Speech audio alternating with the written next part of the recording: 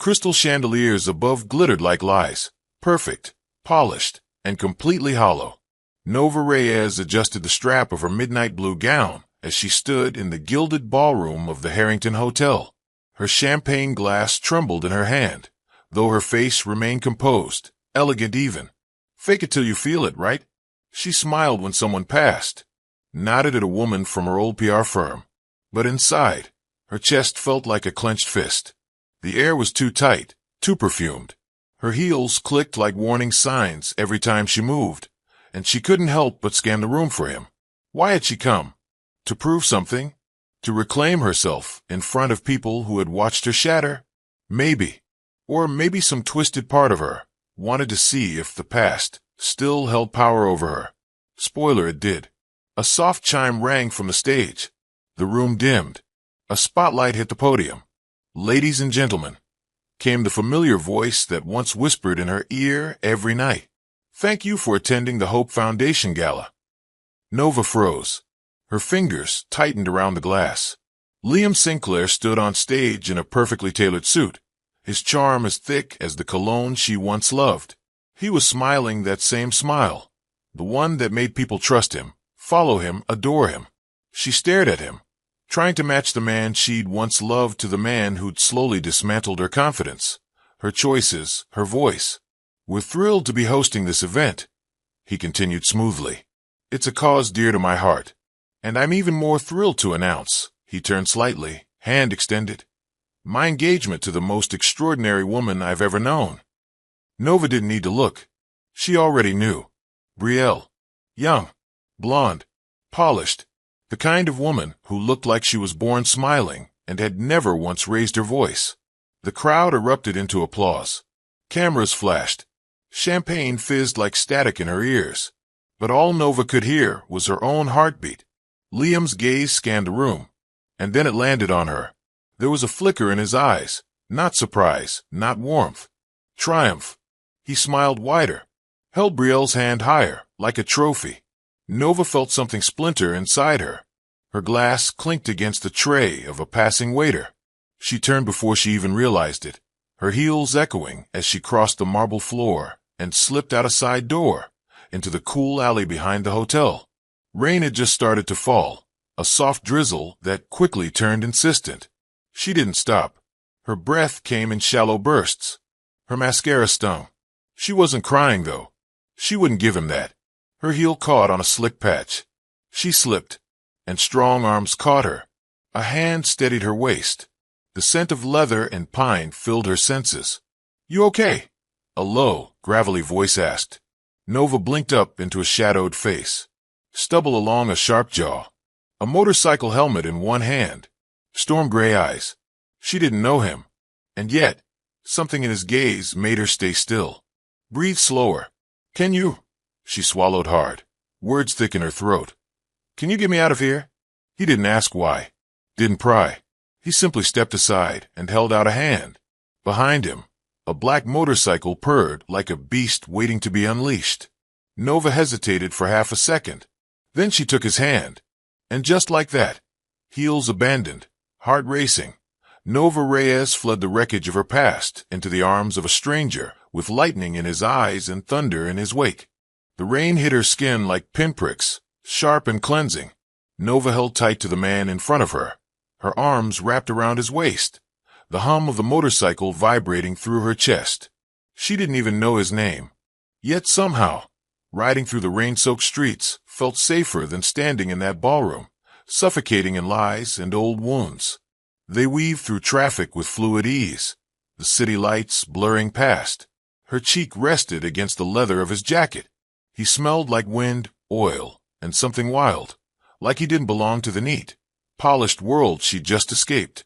After a while, the lights faded. Concrete turned to trees. Civilization melted away into blackened silhouettes and winding roads. Finally, he pulled over beneath a wooden overhang next to a diner that looked half abandoned. The sign buzzed dimly. Inside, it was empty except for an elderly man behind the counter. The rider took off his helmet, shaking out messy dark hair, rain dripping from his lashes. He turned to her. "You hungry?" Nova nodded, though food was the last thing on her mind. He gestured for her to follow. Inside, the warmth hit her like a hug she didn't know she needed. They slid into a booth in the far corner. A waitress brought them coffee without asking. "I'm Jace," he said after a moment.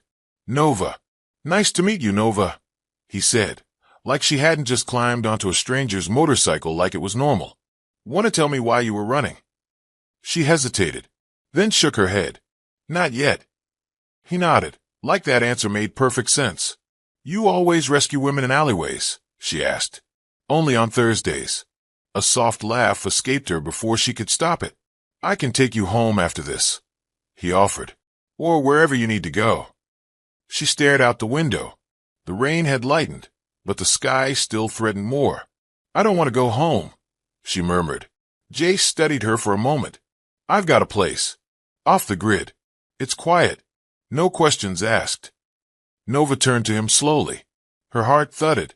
It sounded reckless. It was reckless.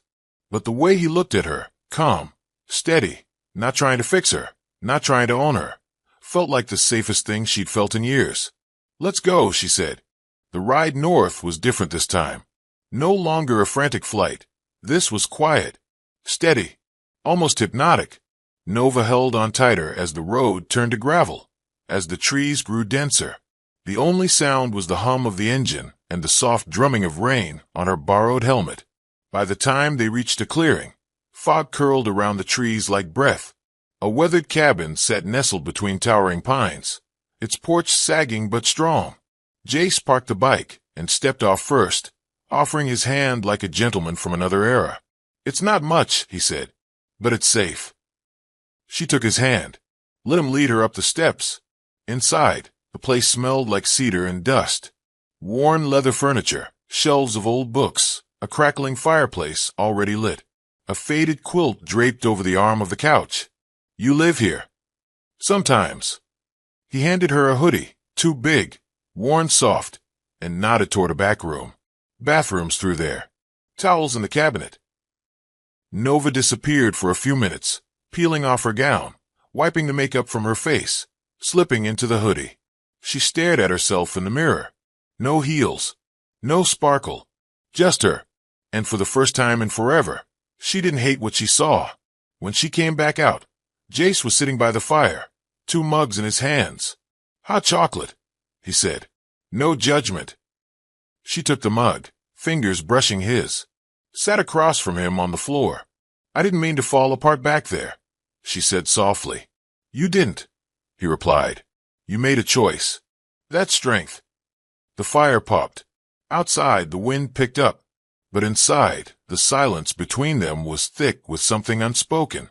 Nova didn't know where this night was going, but she knew she wasn't afraid of it. Rain battered the roof like a warning, but the fire cast a gentle glow, wrapping the room in warmth and shadows. Nova sat cross-legged on the floor, still wearing the hoodie that fell past her thighs. Her hair was towel-dried, curling at the edges. She felt strange, exposed yet free. Jace sat on the couch above her, arms resting on his knees. His eyes hadn't left her since she returned from the bathroom. "You're really not going to ask me what I was running from?" she asked after a long stretch of silence. "Nope." "Why?" "Because when you're ready you will," he said simply. She blinked at him. The quiet confidence in his voice disarmed her more than any question ever could. "You don't talk like most people." "I'm not most people." She sipped her drink, letting the chocolate soothe her throat. Outside, thunder rumbled. She flinched slightly. "You scared of storms?" he asked. "No, just what they used to mean." He nodded slowly. "Someone hurt you?" She didn't reply. "Didn't need to." "You're not there anymore," he added. "Whatever it was." Nova stared into the fire. "He made me believe I needed him, that I was lucky to be with someone like him." "Let me guess," Jace murmured. "You started shrinking to fit his idea of you." Her eyes flicked to him. "Been there," he said. Nova's fingers gripped the edge of her cup. "And how'd you get out?" "I didn't," he said. "Someone else paid the price." His jaw tightened, and for a moment, he looked away. The fire cast shadows on his face. She didn't push. Instead, she whispered, "This place feels like breathing again." Jace looked at her, and for the first time, something softened behind those storm-colored eyes. You can stay as long as you need. The wind howled outside like it was mourning something long gone. Inside, the fire had died down to glowing embers. Nova lay curled on the couch, wrapped in the quilt. She was supposed to be sleeping, but her thoughts wouldn't settle. Then she heard it. A sound. Low. Choked. She sat up slowly. Jace. He was in the next room. What looked like an old study. The door was half open. She padded quietly toward it. He stood in front of a small mantel, shoulders hunched. A single framed photo sat beneath his hand. His back was to her, but his breath hitched. Jace, she said softly. He didn't turn, didn't speak. She stepped into the room, looked at the photo. 2 boys. One clearly Jace, younger. The other with the same storm-gray eyes and crooked smile. My brother, he said finally. His voice was rough. I'm sorry, she whispered. Fire took him. I got out. He didn't. She stayed silent, letting the weight of his words settle. I should have gone back. I should have. His voice cracked. Nova touched his arm gently.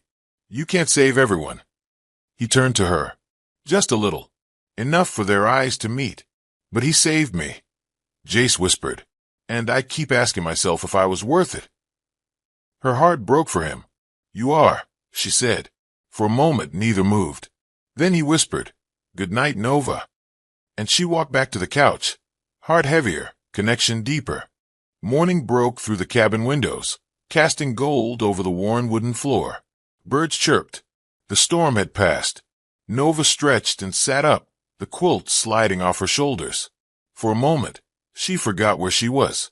Then she saw the hoodie, smelled the cedar, and remembered the man who had saved her. She padded barefoot into the kitchen, where Jace stood shirtless, nursing a cup of coffee and staring out the window. He didn't turn when he said, There's tea on the counter. You're not a morning talker, are you? She teased, grabbing the kettle. Depends on who's talking. They fell into a quiet routine. She found mugs. He found bread. Until she said, I should leave today. Jace turned. You sure? She met his gaze.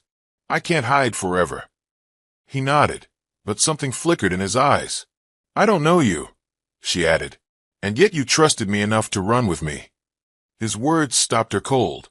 You could have been anyone. Maybe I am, he said, smirking slightly. She folded her arms. Are you always this cryptic? Are you always this scared? The words hit her like a slap. I'm not scared, she snapped. You're terrified, he said calmly. And that's okay. Nova grabbed the mug and turned away. Silence bloomed between them. Then, softer, he added, Just don't run from yourself, too. She didn't reply, but later, as they ate in silence, she found herself watching him, wondering what ghost still haunted them both. The cabin was quiet again that night. Too quiet. Nova lay awake on the couch, eyes fixed on the ceiling as the wind rustled the trees outside. The fire had long burned out, but its warmth still lingered in the air. Jace hadn't said much after their kitchen argument. He'd disappeared into the study and hadn't come out for hours. Something about him pulled at her. Not in the dramatic, whirlwind way Liam had, but in a quieter way. A feeling that ran deeper than adrenaline or attraction. Pain recognizes pain. Around midnight, she heard it again. That same low sound she'd heard the night before. A sharp breath. A throat clearing. The scrape of a chair on wood. Nova stood, pulled the quilt around her, and walked down the hallway. The study door was cracked. She pushed it open gently. Jace was sitting at the desk, elbows on his knees, hands pressed together like he was praying but didn't believe in anything. He didn't look up when she entered. I'm not trying to pry, she said softly, but I can't ignore it either. Jace exhaled. Some nights are louder than others. She sat across from him, careful not to break the silence too fast. Tell me about him, she said. He glanced up. Luca, my younger brother. His voice cracked slightly around the name.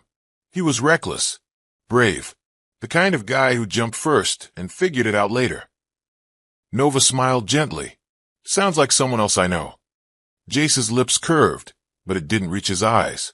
I was supposed to pull him out of the building, but the beam collapsed between us. He shoved me out and stayed behind." He looked away. By the time they got in, it was too late. Nova swallowed. "You blame yourself." "Every damn day." Silence again, but not uncomfortable. "I blame myself too," she said, "for staying as long as I did, for letting him shrink me." "You didn't let him," Jace said, looking at her. "You survived him." She blinked. Something hot built behind her eyes. "I think Luca would have liked you," he added quietly. "I think I would have liked him too." For a long time, they just sat there, broken pieces finding comfort in shared silence. And for once, the grief didn't feel so lonely. The sun filtered through the trees as Nova zipped up the borrowed jacket. Her gown was folded neatly in a paper bag, tucked into the saddlebag on Jace's motorcycle. The hoodie she'd grown attached to stayed on her back. They stood outside the cabin, neither speaking. "I guess it's time," she said, brushing her hair from her face. Jace nodded. "You sure you're ready?" "No," she admitted, "but that's never stopped me before." He offered her the helmet. The ride back felt different, less like an escape and more like a reluctant return to gravity. The trees thinned. The city's edge appeared like a bruise spreading across the horizon. When they reached her apartment building, Jace parked and turned off the engine. She slid off the bike slowly. "Well," she said awkwardly, brushing at her jeans. "Thanks for the rescue. And the hoodie. And the listening." He gave her a quiet nod. "You're stronger than you think." Nova paused. "You're quieter than I expected." He smirked. "You like that about me." She laughed, really laughed. "Maybe I do." She turned to walk up the steps, but stopped halfway. "I'm probably going to mess things up again," she said, glancing back. "That's just who I am." "Good," Jace said, swinging a leg over the bike. "Means you're still trying." The engine rumbled to life. "Take care, Nova." And just like that, he was gone, vanishing down the street like smoke on the wind. She stood there a moment longer, her hand resting on the railing, wondering how someone she barely knew had just changed everything. 3 days passed. Nova tried to focus on work, but the office felt smaller, colder. She powered through emails, meetings, and empty small talk, pretending her chest didn't tighten every time her phone buzzed. Then, late one afternoon, she found him waiting outside her building. Liam. He leaned against a black car, designer coat spotless, hair perfectly styled, that same disarming smile on his lips. "Nova," he said smoothly. She stopped in her tracks. The air turned sharp. "What are you doing here?" she asked. "Just wanted to see you." "Talk." She crossed her arms. "You've had months to talk." He stepped closer. "You look good. Different." "I feel different," she replied coldly. "Now get out of my way." He reached out. "Nova, wait." She pulled back. "Don't touch me." His eyes narrowed. "You think you're better now. Because of him." So he had seen her leave the gala. "Who I'm with, or not with, is none of your business," she snapped. "You always needed someone," he said, voice venomous. "You're not built to be alone." Her jaw clenched. "And you were never the person I needed." His smug mask faltered. "I miss you," he said, softer now. She stared at him. "Cold. Clear. You lost that right the moment you started breaking me to keep me." Then she turned and walked inside, leaving him standing there in silence. The doors closed behind her, and for the first time in a long while, she didn't look back. The bell above the garage door chimed as Nova stepped inside, the scent of oil and metal oddly comforting. Jace looked up from under the hood of a car, grease on his hands, a rag over his shoulder. "Nova," she smiled. "Hope I'm not interrupting." "You always interrupt," he said. "It's kind of your thing." She smirked and walked over. "I wanted to thank you. Properly." "For what?" "Not letting you faceplant in an alley." "For letting me breathe." Jace studied her for a moment, then handed her a cup of coffee. "Come on." They sat on an overturned crate near the back. Nova watched him sip his drink like it was the only thing anchoring him to earth. "Ever thought about fixing things full-time?" she asked. "I do. Just not the kind of things most people notice." She looked around. "You live here?" Sometimes, when the cabin's too quiet. There was a pause. Teach me, she said suddenly. He raised an eyebrow. Teach you what? How to use a wrench. Change oil. Anything. You don't strike me as the DIY type. I wasn't, but I'm learning not to let people decide who I am. That made him smile. A real one. All right, Reyes. Come here. He brought her to the car, handed her a wrench, and gently guided her grip. Her hands trembled. He noticed. Easy. Trust yourself. She looked up at him, and something clicked. Not a tool, but something inside her chest. Maybe trust was like fixing an engine. Clumsy at first, but eventually it ran. They rode out on a Saturday afternoon, the city fading behind them. The road unwound like ribbon beneath the bike, trees flanking either side. Nova held tight to Jace's back, her face pressed against him, the wind rushing past. After an hour, they stopped at a secluded lookout. Below, the hills rolled into the horizon. The world felt bigger here, quieter. Jace parked the bike and sat on a bench. Nova joined him. For a while, they said nothing. Then he spoke. Luca died in a fire at a shelter we both volunteered at. Some idiot lit a cigarette near a leaky gas pipe. Boom. Nova flinched. He pushed me out the window. Saved me. I tried to get back him, but... He exhaled, rubbing his jaw. She touched his knee gently. I blamed myself for months, he continued. Still do sometimes. I was the big brother. I should have protected him. Nova nodded. You didn't cause that fire. No, but I lit others. Before that. In my life. In people. Rage. Grief. I wasn't someone he should have had to save. She turned to face him. You didn't ask to be saved. You just lived. He looked at her. Something raw passed between them. And you, he asked softly. Nova stared out at the sky. I lost myself. Slowly. So slowly I didn't notice until I was already gone. You're not gone now. No, she whispered. But I'm still rebuilding. Jace leaned back, tilting his head toward the clouds. Then maybe we build together. The back room of Jace's garage was nothing fancy. A studio apartment with creaky floors, mismatched chairs, and a kitchen that looked like it hadn't been updated since the 90s.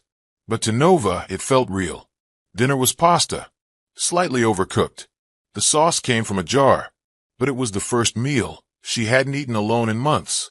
Jace moved around the kitchen with casual confidence. He didn't talk much, but he watched her, like he was learning her through observation, not interrogation. She found it oddly comforting. Want to stir? He asked, holding out a wooden spoon. She smirked. Let me guess, this is part of your emotional healing through carbs program? Something like that. Nova stepped in beside him and took the spoon, brushing his fingers. The touch sent a jolt through her. She didn't pull away. They stood close, stirring, breathing. You ever think about leaving? She asked suddenly. The city. The ghosts. Every day. So why don't you? He shrugged. Some ghosts follow, no matter where you go. They ate at the tiny table under a crooked light.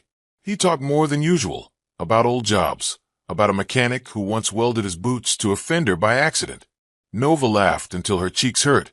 After dinner, they washed dishes together. Their shoulders bumped. Hands touched underwater.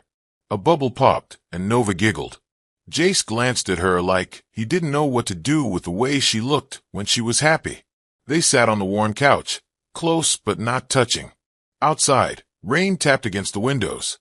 She yawned, tucked her legs beneath her, and leaned slightly toward him. He didn't move away. His arm brushed hers. Fingers inches apart. Electric.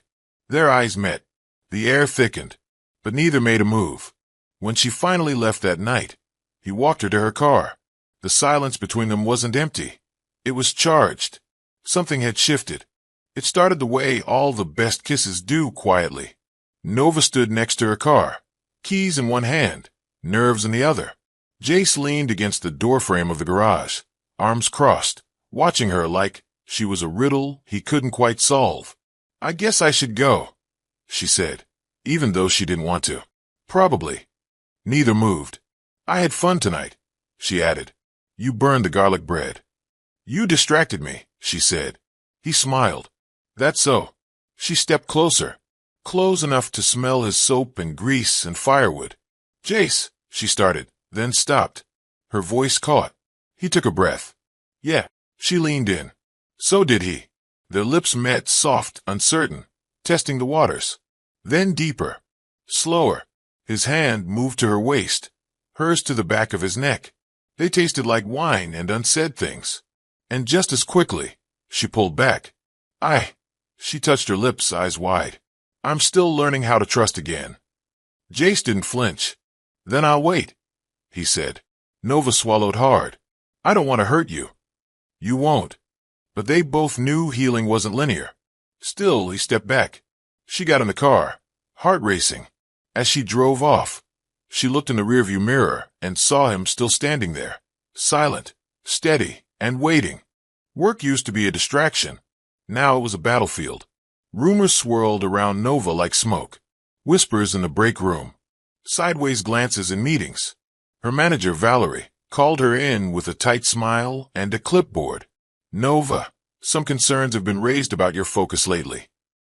My work's fine, she replied, keeping her voice steady. It's not about performance. It's perception. Nova leaned forward. Perception based on what? Valerie hesitated. Your connections. With certain former clients. Liam. Nova forced her expression neutral. That man no longer has a say in my life. Well, he seems to think otherwise. The rest of the day blurred. She made it to the bathroom before the tears came. Silent, fast, angry tears. She didn't want to call Jace. But she didn't want to be alone either. By dusk, he was knocking on her door, a six-pack in one hand, a greasy paper bag in the other. Cheeseburgers, he said. Best cure for corporate nonsense. She let him in. He didn't ask questions. Just sat with her on the floor, back against the couch, passing her fries like they were medicine. I don't want to be saved, she said quietly. I'm not here to save you, he replied. I'm here because I like you. She stared at him. I'm here because I choose to be. That night, he didn't kiss her. He just held her hand until the shaking stopped. The envelope was cream-colored with gold script. Nova found it shoved under her door, like it was trying to sneak past her defenses. Liam Sinclair and Brielle Montgomery cordially invite you to celebrate their engagement. She stared at it for a long time before dropping it into the trash. Then, after 5 minutes of pacing, she fished it back out. She brought it with her to the garage, tossing it onto Jace's workbench. Got invited to a public humiliation, she said dryly. He wiped his hands on a rag and raised an eyebrow. That's so. It's a trap, she said. A test. A slap. Jace picked up the invite and scanned it. Bougie font. Definitely a trap. I'm not going. Okay. She paused. That's it. No advice. I could give you advice, he said, smirking. Or, he leaned back on the bench. We could crash it. Nova blinked. What? He shrugged. Could be fun. Wear black. Look hot. Make eye contact. Leave early. A laugh burst from her throat. You're ridiculous. And yet you're smiling. She rolled her eyes. Fine. I'll think about it. That night, she stared at the invitation on her kitchen table. She didn't want revenge. She wanted peace. But maybe showing up wasn't about Liam at all. Maybe it was about showing herself that she wasn't afraid anymore. The venue was pure opulence, glass chandeliers, live string quartet, champagne fountains. Nova stepped through the entrance like she belonged there, head held high, a black satin dress hugging her figure. Jace walked beside her in a dark suit, shirt unbuttoned just enough to hint at rebellion. They didn't speak as they crossed the marble floor. They didn't need to. Whispers followed them like shadows. Someone gasped. Someone dropped a flute of champagne. Then Liam saw her. His face paled. Brielle froze beside him. Nova didn't stop walking. She nodded politely to a server, accepted a drink, took a small sip. Jace stood silently beside her, his presence solid and grounding. She didn't seek Liam out. She didn't need to. Her presence was enough. She smiled when a woman complimented her dress. She thanked the violinist. She made polite conversation with someone's mother. She didn't look back. Liam came to her. Outside by the terrace. You've made your point, he hissed. Nova turned slowly. You think this is about you? You shouldn't be here. She stepped closer. I should have left you years ago. I should have seen who you were sooner. You'll regret this, he growled. A shadow moved behind him. Jace. He stepped in between them, voice calm but deadly. Touch her, and I'll remind you what regret feels like. Liam backed off, sneering. You think this'll last?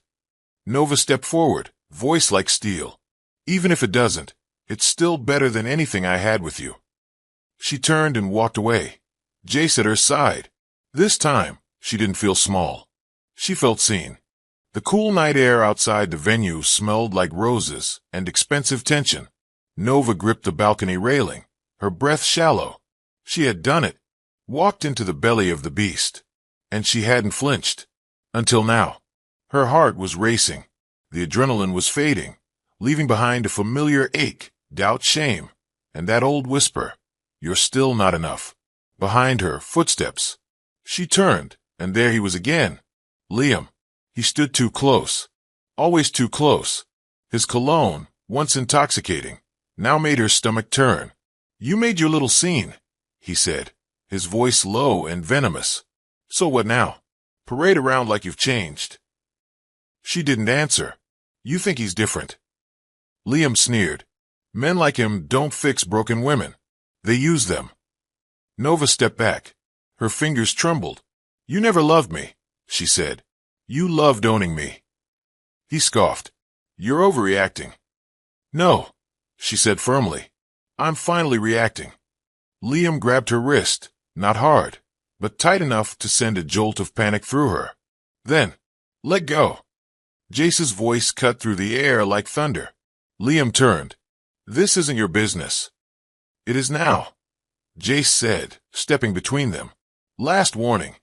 Liam's grip loosened, but his eyes narrowed. You think she's some prize? She'll ruin you. I'll take that chance. Liam hesitated, then walked away without another word. Nova stood frozen. Jace turned to her, voice softer. You okay? She nodded shakily. I didn't need saving, she said, voice barely above a whisper. I know, he replied. I just didn't want you to face him alone. She didn't say anything, just leaned into his chest, breathing in the calm she found only in him. For the first time, she believed she really wasn't alone. Days passed, but the confrontation lingered in Nova's mind like smoke. She sat at her kitchen table, a half-painted canvas in front of her, brush limp in her fingers. Her stomach twisted every time her phone buzzed. What if she was falling back into old patterns? What if Jace was just another temporary fix to a deeper wound? She picked up the phone. Nova, I need some time. It's not you. It's me. He didn't reply right away. But when he did, it was simple. Jace, okay. Take what you need. No guilt. No pressure. Still, her heart hurt more than she expected. She stopped going to the garage. Avoided places they'd been together. She told herself it was healing. But some days, it just felt like hiding. She filled her time with work, family calls, painting. But nothing held her attention for long. One afternoon, while clearing out an old drawer, she found the hoodie he'd lent her during that first storm. She held it close, inhaled the scent of pine and leather, and cried. Because maybe she didn't miss being saved. Maybe she just missed him. The call came at 6:42 a.m. Your mother's had a fall, said the nurse. Nothing critical, but you're listed as her emergency contact. Nova sat straight up in bed. I'll be there. She packed a bag in silence. Her hands trembled only once, when she passed her phone and almost called Jace. But she didn't. This was something she had to face alone. The drive to her childhood town was quiet, gray clouds stretching across the horizon. Her childhood home hadn't changed. Still white, still 2 floors, still haunted. Inside, her mother was resting, wrist wrapped, ankle elevated. Nova, she whispered, surprised. Hi, Mom. They talked quietly, awkwardly. Her father appeared in the doorway, but said nothing, just nodded and disappeared back into the living room. Some things never change. Her mother cleared her throat. I was proud of you, you know. For leaving him. Nova looked away. Took me too long. Maybe, her mother whispered. But you did it. They talked until dusk. Then, just before Nova stood to leave, her mother grabbed her hand.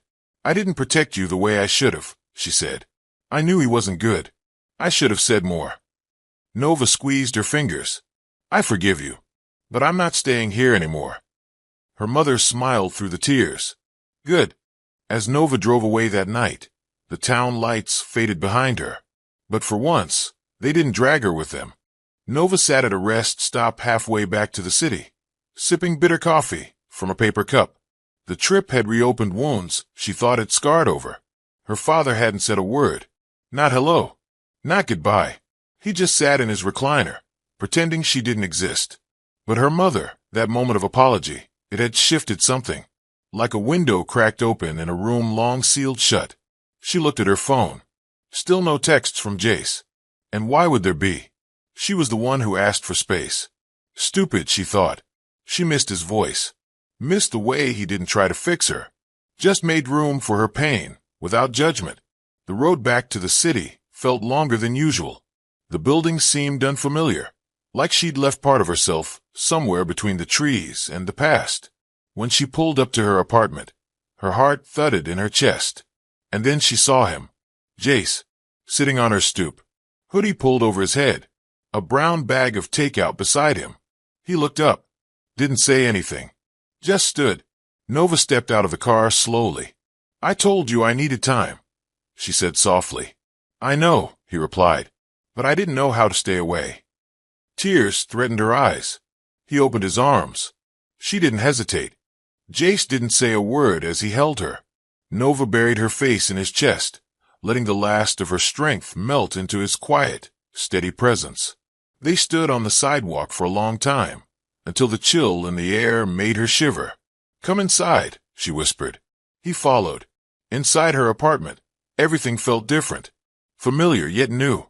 Like walking into a version of her life, where she wasn't pretending anymore. They ate Chinese food on the couch, sitting cross-legged, close enough to touch, but not quite. I went back to see my mom, she said. It was heavy, but honest. Good. My dad didn't speak to me. Not once. I'm sorry. I'm not. She smiled sadly. It reminded me of how far I've come. He nodded. You have. Nova looked at him. I was afraid I'd mess this up. That I was falling too fast. That you'd leave once you saw how broken I really am. I saw that on day one, he said. Didn't scare me then. Doesn't scare me now. She blinked. Why? Because I'm broken too, he said softly. We all are. We just find people who make the pieces easier to carry. Her breath caught in her throat. Then she reached out and took his hand. I'm not asking you to fix me, she said. Good, he whispered. Because I just want to walk beside you. That night, they didn't talk much more. They just sat there, together, letting silence be a comfort instead of a wound. The knock on Nova's door came just after 7 p.m. She wasn't expecting anyone. Jace had left earlier to pick up some parts for a rebuild at the garage, and she was finally enjoying a quiet evening with a brush in her hand and a canvas coming to life beneath it. But when she opened the door, she didn't see Jace. She saw Brielle, the last person she ever expected.